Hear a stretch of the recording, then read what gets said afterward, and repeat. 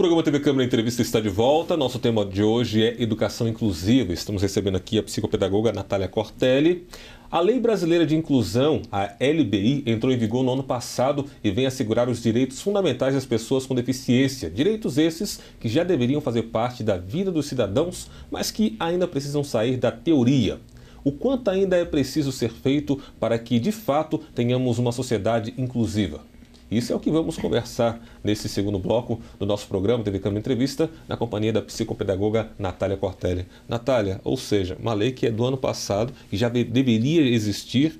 Fala um pouquinho para a gente o que essa lei representa, né? E como é que está esse procedimento, a aplicação dela. Então, a lei de inclusão, ela nada mais é que o antigo estatuto da pessoa com deficiência, que sofreu algumas modificações, claro, para melhor, né? E ela vem para beneficiar realmente e ajudar as pessoas com deficiência no processo da inclusão. Então, ela traz, no âmbito escolar, ela traz algumas questões que já deveriam realmente ter sido colocadas em prática, mas não foram no passado e agora a lei vem para reforçar isso. Como, por exemplo, nenhuma escola pode rejeitar a matrícula de crianças com deficiência, né? Antigamente também não podia, mas como isso ainda não era muito conhecido, ainda não tinha um bom respaldo legislativo nisso, as escolas ainda davam um jeitinho ou outro, principalmente as escolas particulares. Hoje a lei vem aí para reforçar isso e não só isso. Algumas escolas diziam, então tudo bem, eu recebo o seu filho que é deficiente, mas você tem que pagar mais. Você tem que pagar a mensalidade X, você tem que pagar Y, porque a gente precisa de um profissional para ele. Então, hoje a lei também vem para acabar com isso. Não, a escola, ela tem que se preparar e ela tem que preparar os profissionais para poder receber a criança com deficiência. Então, hoje nenhuma taxa é permitida. Isso acontece também em algumas escolas municipais, né? A escola recebe, mas fala, você vai ter que pagar auxiliar, né, a estagiária, alguém, o cuidador, para poder ficar com o seu filho. Então, os pais que têm passado por isso ou que têm recebido alguma proposta desse tipo, pode procurar os seus direitos, porque isso não pode, né? A lei diz que não, a escola que tem que estar preparada para poder receber e preparar seus profissionais para isso. E fora do âmbito escolar, nossa, várias coisas, como, por exemplo, a pessoa poder usar o FGTS para poder comprar prótese, que antigamente não poderia, né? Então, você pode usar seu FGTS para poder comprar uma casa, por exemplo, mas antigamente não poderia, para poder comprar prótese, órtese, enfim, o que a pessoa necessitar. É muito bacana, a lei ela vem ao encontro realmente da melhoria, né? Da melhoria da inclusão da pessoa com deficiência. É triste saber que isso ainda acontece, né, no nosso país. Mas que bom que ela já está em vigor. E até com relação a isso, o conhecimento da própria lei hoje, como é que tem sido isso? Você acha que as pessoas estão conhecendo mais? É preciso algumas medidas para que essa lei realmente chegue até a população de uma forma mais complementar? Então, eu tenho percebido que, na verdade, as pessoas que estão envolvidas, ou seja, pais de deficientes, os próprios deficientes, eles sim têm maior conhecimento, né, da Lei Brasileira de Inclusão. Mas as pessoas de fora, né, as pessoas que não têm contato, digamos assim, com a pessoa com deficiência, não têm muito contato. Então, realmente, seria muito interessante que fosse propagado esse conhecimento, não sei, através da mídia, não sei, aí é algo realmente que tem que se pensar. Os próprios deficientes, eles têm e são bem fortes nisso, porque eles brigam mesmo pelos seus direitos e eles acabam hoje com a tecnologia de Facebook, de redes sociais, enfim, né? Eles conseguem transmitir um pouco mais desse conhecimento. Agora, você falou que agora é obrigatório que as escolas, né, que antes a escola colocava isso a cargo dos pais, providenciarem ali todo o suporte para que a criança fosse atendida. Como é que tem sido hoje pelas escolas? Você nota um investimento, por exemplo, da escola, tanto particular ou da rede pública, voltada para atender e capacitar esses profissionais para poder receberem esses alunos? Sim, eu percebo que há uma evolução quanto a isso e a maioria das escolas, principalmente, estão preocupadas em capacitar os seus profissionais para poder receber as crianças com deficiência, porque a inclusão está aí. Então, ou você aprende a lidar e se desenvolve com isso e desenvolve um bom trabalho, ou você aprende a lidar com isso. Assim, já não tem mais uma outra alternativa. Claro que quando a gente fala de política pública, as coisas não acontecem do dia para a noite, né? É um processo gradativo, então conforme as pessoas vão conhecendo, vão tendo conhecimento disso, as coisas vão evoluindo, né? Mas hoje eu percebo sim que o nosso país ele está engatinhando ainda nessa questão, mas muitas coisas já saíram do papel e a gente já tem aí uma base legislativa para dizer, olha, você pode fazer isso para te dar um respaldo, sabe? Então, eu acho que o primeiro passo já foi dado. Eu não sei se você tem essa informação, mas eu vou perguntar. Ou então, se você não tem, você acha que deveria existir esse processo na formação do professor, por exemplo? Você sente que no que é feito hoje, em todas as escolas de nível superior, seja ela pública ou privada, tem esse fator, essa atenção, essa preocupação em formar o professor desde a sua base, ou seja, no ensino superior, para estarem capacitados a atenderem, pelo menos de forma básica, as escolas? Então, já existe um projeto de lei que prevê que agora todas as universidades que têm o curso de pedagogia, elas tenham um maior embasamento teórico do que é realmente as deficiências. Claro, hoje no currículo, né, das escolas, dos cursos de pedagogia, eu digo, tem sim a base do que é a deficiência, as teorias de como se desenvolve e tudo mais. Alguns cursos têm, né, tem professores formados para isso, para poder capacitar os seus alunos, porém é aquilo a gente volta no começo da nossa entrevista. A experiência, ela vem com a prática, né? Eu posso entender muito bem de autismo. Eu trabalho com crianças com autismo, eu atendo crianças com autismo. E aí, muitas vezes, aparece uma criança que coloca à prova todo o meu conhecimento. Porque antes do autismo, ela é uma criança, né? Então, como eu disse, ela tem as suas particularidades. Então, assim, é muito importante, sim, ter uma base teórica, claro, para o futuro professor saber, né? E saber se desenvolver, saber... E até mesmo nortear os caminhos que ele tem que buscar mais conhecimento, mas o que vai fazer dele realmente um profissional experiente é a prática, né? É o contato da criança com a criança com deficiência. Muito bem, estamos conversando com Natália Cortelli, aqui, ela que é psicopedagoga. O nosso tema de hoje é educação inclusiva. Natália, o que seria ou qual é o papel da consultora educacional? Já ouvimos esse termo em algum momento relacionado à educação, mas qual é o papel da consultora educacional e quem de fato pode ser uma consultora educacional? Qualquer professor, por exemplo? Então, a consultora educacional, ela ajuda a escola a se desenvolver dentro de suas limitações. Existem vários tipos de consultoria, né? Pode ser uma consultora de projetos pedagógicos. No meu caso, eu sou consultora para a área de educação inclusiva. Então, quando a escola não sabe o que fazer, olha, eu recebi uma criança com uma deficiência X, eu não sei por onde começar. Ela contrata uma consultora educacional que vai traçar um caminho, né, para poder ajudar a escola a ajudar essa criança a se desenvolver. Porque quando a gente fala de educação, a gente fala de desenvolvimento, de transformação. E quando a gente fala de inclusão, a gente está falando de respeitar a diversidade. E muitas vezes a escola não sabe como fazer isso, não sabe como atingir esse caminho. E aí ela contrata uma consultora educacional, que é quem vai ajudar a traçar aí metas, planos, a poder ajudar o professor a olhar essa criança com outros olhos.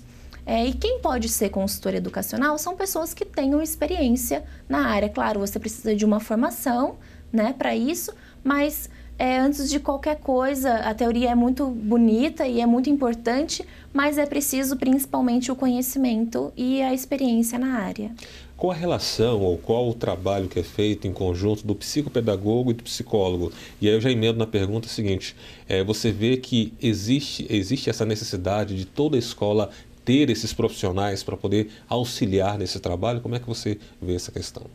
Então, seria muito lindo se realmente todas as escolas tivessem psicopedagogos dentro da escola ou psicólogos dentro da escola.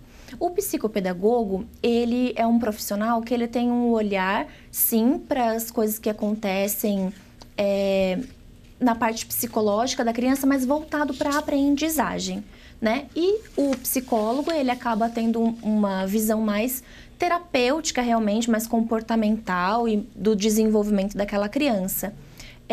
Não, hoje eu sinto que há uma necessidade, sim, de ter um olhar de um psicopedagogo e seria muito interessante se todas as escolas tivessem. Mas hoje não tem uma lei que prevê isso. Depende muito do município. Em São Paulo, existe uma lei, se eu não me engano, 15.719, é uma lei que existe em São Paulo, e ela, sim, obriga que toda escola municipal tenha um psicopedagogo para poder ter um olhar realmente diferente do professor, né? Para poder auxiliar na aprendizagem, para poder observar uma criança que tem alguma dificuldade e também para auxiliar na inclusão.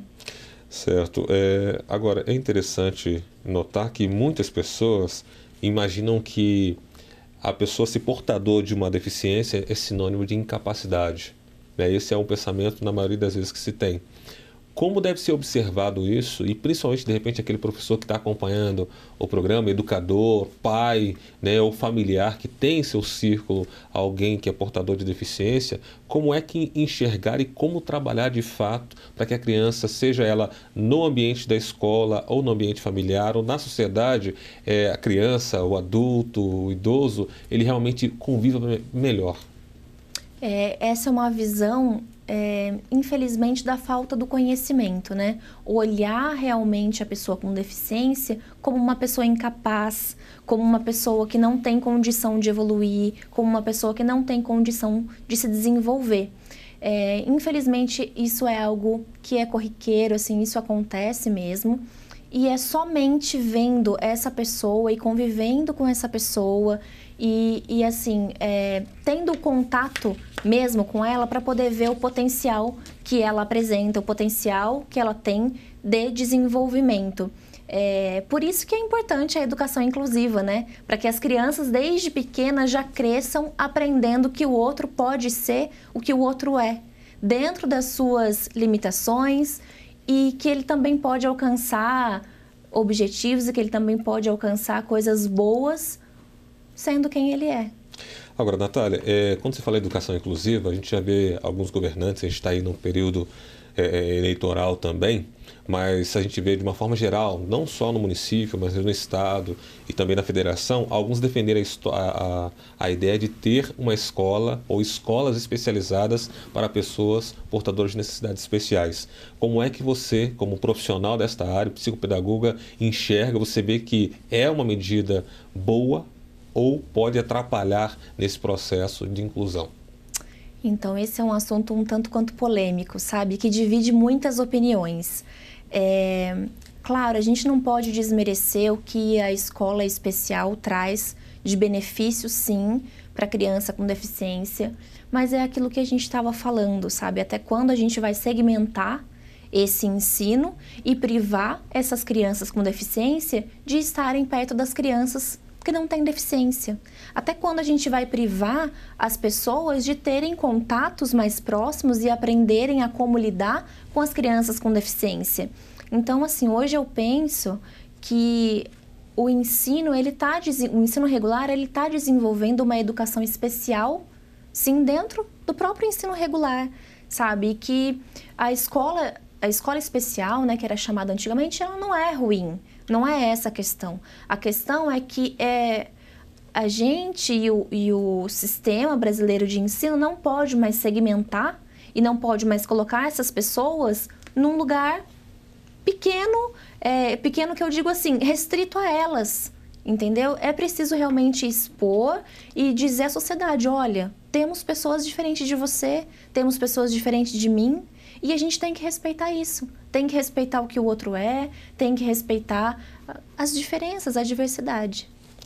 Como é que você enxerga a decisão do Tribunal de Justiça do Ceará, que aconteceu o seguinte, o Tribunal da 7ª Região reduziu as horas de trabalho de uma mãe para cuidar do seu filho, que é síndrome de Down. Como é que você enxerga essa medida? Você acha que é uma boa medida para poder chamar a atenção para o tema ou não? Como é que você vê isso? Então, eu acredito que isso vai abrir as portas para outros casos, né, para outras ações judiciais terem aí, outras mães terem condição de poder conseguir uma ação judicial do tipo. Eu acho que cada caso tem que ser realmente analisado e eu sei, sim, que todas as mães gostariam de estar próximas a seus filhos, mais próximas a seus filhos, mas somente a mãe que tem um filho com deficiência sabe o quanto uma criança com deficiência requer a sua atenção e do seu tempo, porque são muitas terapias, né? A mãe sempre está correndo com a criança para fazer terapia ocupacional, fono, psicopedagoga, psicóloga, estimulação, fisioterapia. E realmente, hoje em dia, a gente sabe que no mundo moderno a mulher trabalha o dia todo e realmente não tem tempo para poder, se ela não tem alguém para auxiliar, né, nisso, ela realmente não tem tempo para poder proporcionar ao seu filho, né, um desenvolvimento e uma qualidade de vida que é o que ele merece. Natália, como é que você avalia o processo de inclusão, né, da educação inclusiva na nossa região, na região metropolitana aqui do Vale do Paraíba, Jacareí? Como é que você observa isso? Olha, eu tenho presenciado bastante escolas fazendo a diferença, escolas que estão sim fazendo a inclusão efetiva, porque quando a gente fala de inclusão, não é só abrir as portas da escola, né, e falar, olha, eu tenho um aluno aqui com deficiência, então a minha escola é inclusiva, não. Eu tenho percebido, sim, que há um avanço muito grande e que está caminhando cada vez mais para um processo de educação inclusiva efetiva. E essas escolas têm servido de exemplos para outras escolas, sabe? Para ver, olha, a escola X fez desse jeito e deu certo, então por que não tentar na minha escola? Então eu tenho percebido situações bem positivas nesse contexto. E como você vê a necessidade e qual seria a melhor forma de fomentar mais esse assunto para que ele não fique só restrito a quem está vivendo esse processo, mas à sociedade como um todo? Então, muitos movimentos já acontecem, né? No país, no mundo todo, já acontecem movimentos realmente para propagar o conhecimento. Então, existem caminhadas do dia que a gente diz comemorado, né? Mas o que é a comemoração? É você trazer novamente a memória, né? Nesse sentido, do que é a deficiência. Então, e aí, cada um levanta a sua bandeira, digamos assim, né? A pessoa com síndrome de Down mostrando o que é a síndrome de Down, as mães de crianças com autismo e autistas mostrando o que é autismo, os cadeirantes, né? Também com alguma paralisia ou algo do tipo. Então é isso, eu acredito que aos poucos esses movimentos vão tomando conta e vão mobilizando pessoas para poder fazer parte. E aí assim, eu te chamo para uma caminhada, vamos na caminhada do dia 2 de abril, que é o Dia Mundial da Conscientização do Autismo. E aí você me fala, mas o que é a conscientização do autismo? E aí eu vou te explicar o que é autismo. E aí você vai chamar alguém que também vai te perguntar e você vai explicando. E assim vai indo, sabe? E esse movimento, esse barulho vai acontecendo e a própria sociedade vai vendo e vai falando, nossa, o que são aquelas pessoas ali de azul? É porque hoje é o Dia Mundial da Conscientização do Autismo. O que é autismo? E aí isso vai gerando uma curiosidade nas pessoas. Então é preciso isso, movimentos que busquem realmente propagar o conhecimento. Agora, para fechar, eu pergunto para você, nós como sociedade, o que nós devemos ou como nós devemos nos engajar para realmente fazer desse assunto algo comum e ao mesmo tempo tratar com mais seriedade e de forma mais ampla? Primeiramente é isso, respeitar, né, o outro dentro das suas limitações e respeitar as diversidades e tentar buscar o conhecimento, né? Que o conhecimento, ele dá a base para você saber o que é, para você poder não ter um preconceito e muitas vezes saber como se portar perto de uma pessoa com deficiência. Muito bem, quero agradecer aqui a presença da Natália Cortelli, psicopedagoga, falando sobre o tema educação inclusiva. Natália, quem quiser entrar em contato com você para ter mais informações, como é que deve fazer, quais são os seus contatos. Aliás, vou pedir até a própria técnica para colocar os contatos. Enquanto isso, você fala para a gente quais são os seus contatos e se é possível falar com você. Obrigada. Eu agradeço muito a oportunidade de estar aqui falando desse assunto que é muito importante para a gente, né, quanto sociedade, para realmente poder disseminar o conhecimento aí um pouquinho do que é educação inclusiva. E os meus contatos, vocês podem me encontrar no site, que vai estar na tela, né? Eu tenho uma página no Facebook, quem quiser fica à vontade para acessar. Tá certo, mais uma vez, muito obrigado pela sua participação aqui. E o programa TV Câmara Entrevista de hoje vai ficando por aqui. Mas se você quiser rever e compartilhar este programa e ver também novos assuntos, não deixe de conferir nosso canal no YouTube, youtube.com/TV Câmara Jacareí. Curta também a nossa página no Facebook, facebook.com/TV Câmara Jacareí. Obrigado pela companhia e fique ligado aqui na TV Câmara Jacareí, a TV pública da cidade. Até o nosso próximo encontro.